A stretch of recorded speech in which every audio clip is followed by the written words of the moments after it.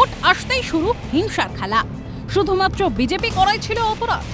নদিয়া মরুটিয়া থানা এলাকার দিগলকান্দিতে বিজেপি কর্মীর বাড়িতে আগুন। অভিযোগের তীরে তৃণমূল।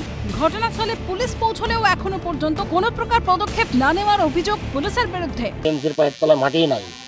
এখন ওরা যে কোনো ছাল চাতুরি করে আমাদের বুথ জেতারও লক্ষ্য করে যেভাবে জিতবে। জানা যায় বুধবার সন্ধ্যায় প্রথমে ফ্ল্যাগ ছেড়ার অভিযোগ পেয়ে দিগলকান্দি গ্রামে স্বপন ভক্ত নামে এক বিজেপি কর্মীর বাড়িতে যায় পুলিশ। এরপরই রাত 12:30 নাগাদ হঠাৎ বিজেপি বুথ সভাপতির বাড়িতে আগুন।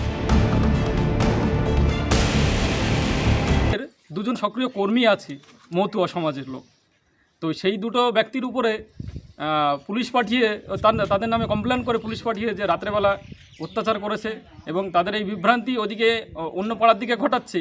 আর তার বিপরীত পাড়াতেই এই বুথ সভাপতির বাড়ি, তার বাড়িতে সেই একই টাইমে আগুন লাগানো হয়েছে। তার মানে এরা পরিকল্পিতভাবে এইভাবে করেছে, ওদিকে পুলিশে হেনস্থা করছে আর এদিকে আগুন লাগাচ্ছে, মানে আগুনটা লিবানোর লোক থাকবে না যাতে সভাপতির ক্ষতিটা হয়ে যায়। অভিযোগ অস্বীকার তৃণমূলের। আমরা এখানে হাঁটি বুথ, আমার শক্ত বুথ, আমার মেম্বার ওখানে 70-80 ভোটে জিতবো। 70-80 আমার 450 ভোট, ওখানে টোটাল ভোট 450, তার মধ্যে 70-80 ভোট আমাদের লিড। আমরা কেন ঝামেলা যাব? ভোটে বিজেপি এগিয়ে থাকাতেই এই কাজ তৃণমূলের। এইভাবে ভারতীয় জনতা পার্টির কার্যকর্তা কর্মীদের দমিয়ে রাখা যাবে না। এবার যে ভারতীয় জনতা পার্টি জিতছে এটা নিশ্চিত হয়ে গেছে বলে এত নিম্নমানের কাজ তৃণমূলরা করতে শুরু করছে।